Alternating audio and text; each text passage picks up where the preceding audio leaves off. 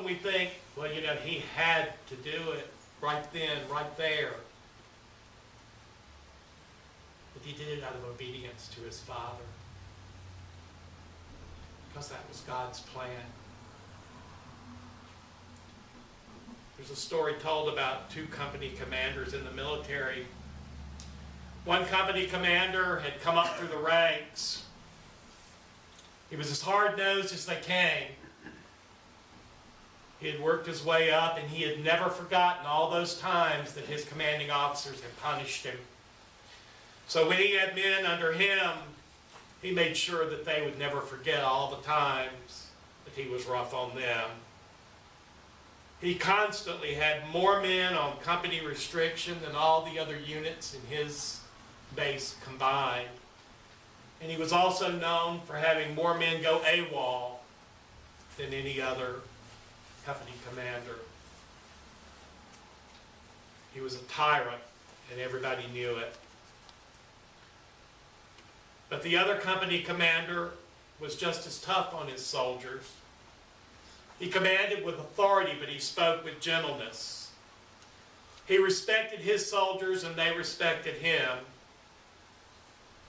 His company maintained excellent discipline, and there was rarely any need to punish his men.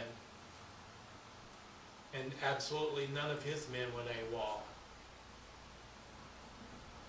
Like Jesus, being obedient is not something we do because we dread the punishment of a tyrannical God. Rather, being obedient means that we are in a perfect relationship of love and trust. We serve a God knowing that whatever our Father asks of us, first and foremost is right and will always be for our own good. Our obedience to God's commands mean that we are motivated by this relationship of love and trust, because we know in our hearts that the outcome of this relationship will be life-giving and life-enriching. But life-giving obedience often leads to sacrifice. That's not something we're very good at, is it? For Jesus, it led to the ultimate sacrifice of his life.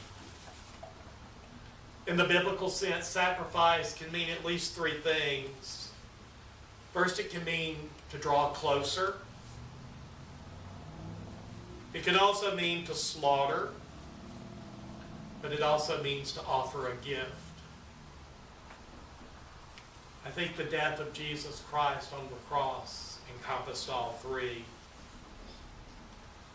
But for us, whatever it is that we are asked to sacrifice can either draw us closer to God, or it can put to death something preventing us from being obedient, or it can bring the gifts of our lives and place them at Jesus' feet. Brothers and sisters, I'm here to tell you this morning that Christian discipleship is not an easy journey. One thing Sheila Walsh spoke about this morning in our Sunday school lesson, she said, you know, Christians sometimes think they have to be the PR agents for God. They have to build it up to make it sound like it's a wonderful place to be. And we forget to tell the truth sometimes. Well, I'm telling you the truth this morning. Christian discipleship is not an easy journey. It's not the way of this world, but didn't we just sing, "This is not where I belong"?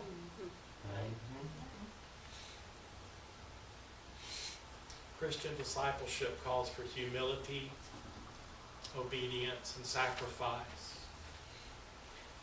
And as we begin this Holy Week, I pray that one thing on each of our minds will be what Christ has done for us on the cross. And in thinking about these things, perhaps we can arrive at Easter next Sunday with a new attitude. Perhaps as we sing next Sunday, Christ the Lord is risen today, we raise our voice in hallelujah, we'll realize that in some small way we have followed Jesus in humility, obedience, and sacrifice, drawing us and those around us just a little closer to his kingdom. Amen.